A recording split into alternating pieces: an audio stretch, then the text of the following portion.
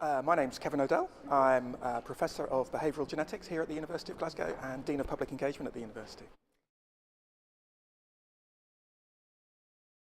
I'm a geneticist by background, and what I was trying to get across today was that at a DNA level, at kind of the variation in the human population, we are all much more similar than might first appear. So a lot of the differences between individuals, or a lot of the differences between populations, ethnic groups, if you like, are not really reflected very strongly in our DNA.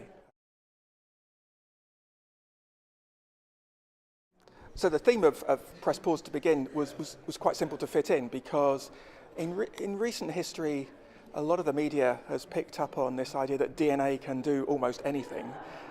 In particular, you find people involved in sports teams or politicians or business people who are claiming that whatever it is they're talking about is in people's DNA and so on. And I think the point I wanted to get across was that that's generally nonsense, and that what DNA does for people, if you like, or the characteristics that it contributes to, are much more subtle than anything of that type.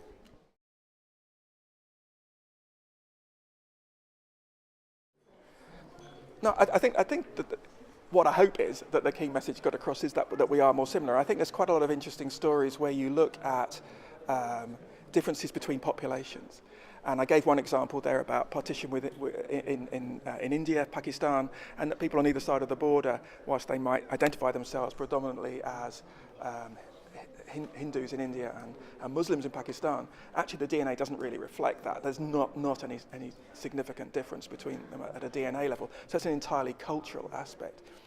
But there are lots of examples of that.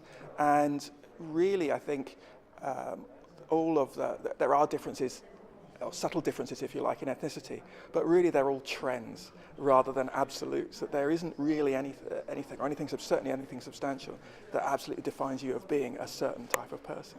There's just different probabilities of things.